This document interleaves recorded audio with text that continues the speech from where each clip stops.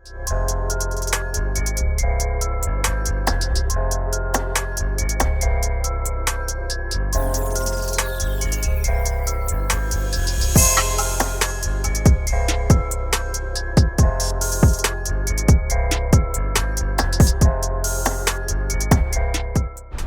going on, people?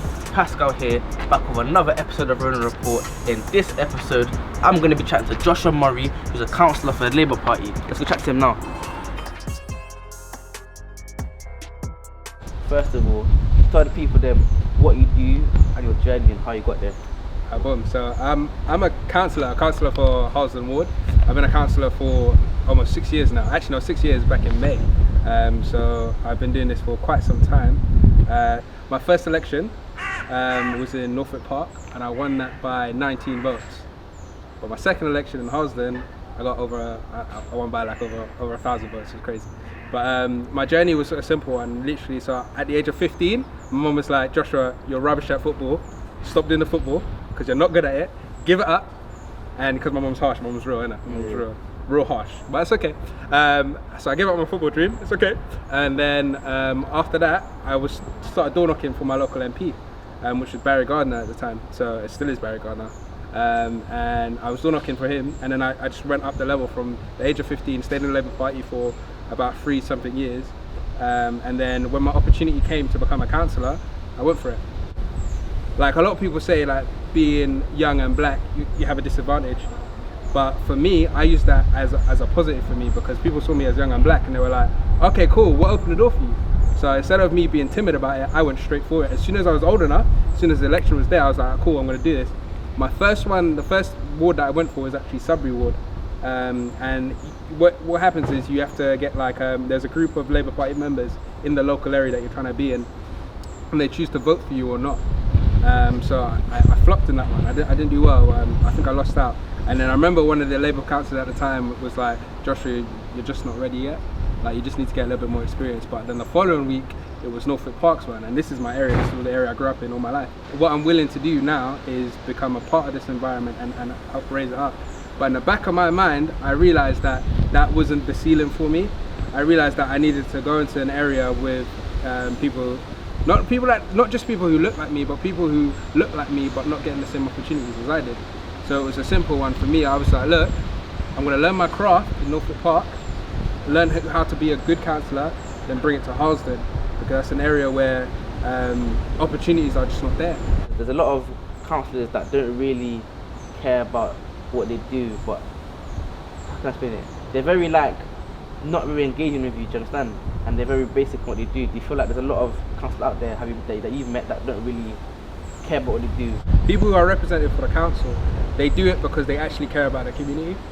Even if you come in with the nicest intentions in the world, you got to do what you got to do to win, because winning is important. Obviously, the way you win it is by talking to the people and understanding where they're coming from and reflecting that back into your policies. However, if you're coming in there with your hand on your heart saying that I'm trying to do this for me, or I'm trying to do this because, look, I'm going to be a councillor now, then I'm going to get a political job, and then I'm going to become an MP, then you're in it for the wrong reasons. Because it's not, like, to work in a public sphere, you can't be trying to do this in the same mindset as a capitalist mindset, because you don't get rewarded on your merit, in a sense. You don't get rewarded by your paycheck. You get rewarded for the things you want to do, but then you have to make sure that intertwines with the people you're trying to represent. Because if you're not trying to do that, then it's pointless. So I guess they see, Labour Party or whatever, and they see you in a nice little suit, and they're thinking, "Rah, he must be making bare money." Just to confirm, is that the case? Nah, that's not the case. Guys, that ain't the case. That ain't the case. You have to do this. You have to literally. You can't be doing it for the money, because I could probably, and I'm not trying to belittle the people who, especially now, who are on the front staff doing their thing in places like Asda and Sainsbury's and Tesco's, and everything. I'm not trying to belittle you, but honestly, you can make so much more money on a weekend job working for Asda and Tesco's and Sainsbury's than making money in the council. Obviously, the pandemic is kind of affecting everyone right now. Yeah. How has it affected you personally? Do you know what? So for me, whenever the world zigs, I zag. So And what I mean by that is this. I look at the opportunities that this is presenting. It's a very crazy time that we live in. It's a very sad time that we live in. People are dying out there. So what it gave me an opportunity to do is, it gave me an opportunity to spend a lot more time with my family, because I was working 8 to 8 every single day, and I only got to see my son on the weekends. So it was very difficult for me. It was a very hard time to sort of be with my family. So this whole experience has given me a lot more time to see what's really important for myself, and that's spending time with my little boy, because my boy is 1 year old now. For most of that 1 year, I was working so hard, so I hardly got to see him. So this last couple of like 60 odd days that we've had so far, I've been seeing him, and I've been seeing him do some crazy stuff. And so on that level, it's done a lot for me. On a sort of business sort of level, it's allowed me to get different opportunities, revisit some of the people that's known my path and known how I've grown. What advice do you have for people trying to go down a route like yours, or a similar route like yours, like political wise, especially for, you know, young black men and women who, as is obviously seen, it's not in abundance in, you know, in that kind of sector?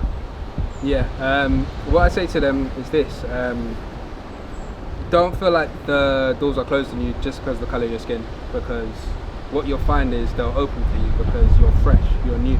What I'd also say is, the side that I didn't really talk about is the fact that because I was a councillor at 21, there's so much things that I just didn't do as a young person at the time. I'm 27 now, and like all those things, that being reckless on Twitter, can't do that. You literally don't do that. Like, if you want to get into this public world and you said a few things on Twitter that you know that's gonna bite you in the back, like that's something you need to sort out.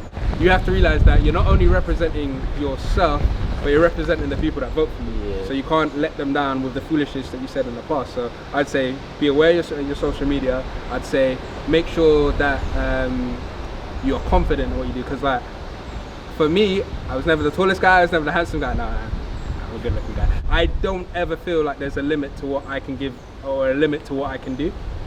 So have that sort of confidence in yourself. Like, have that belief that you are like God's gift. I'm very my faith is a thing that keeps me grounded, and my faith tells me that I am a gift, but I'm not better than anybody else. Yeah. And that's the way that I move. So it's about having that. Watch the people around you, because the people around you can make a mistake and you'll get blamed for it. Do you know what I mean? So it's like my circle is really, really small, and that's just a choice that I had to make. I've lost really close friends along the way, and I'd also say is that every person you meet, treat them with respect, because I say that because you never know how that person's going to help you in the future. And the last thing I say, and that's the last time I'll finish on this, get mentors are someone that's going to be able to elevate you so much quicker, because they've already made the mistakes that you feel like you haven't made yet. So that makes your story so much quicker. And then have people below you that you're trying to lift up, because that keeps you on your toes. Like when I was a councillor, the first thing I did was get involved in all the sort of Brent Youth Parliament, stuff like that. I did that because I was like, I've got my mentors, I've got people higher than me that I want to aspire to be like. I had people on my level that was always pushing me. Then I had people younger than me that I was like, look, this is what you have to do, this is how you have to elevate. And that's the thing I'd say, because those are things that keep you on your toes, those are things that keep you motivated, those are things that are going to keep you moving.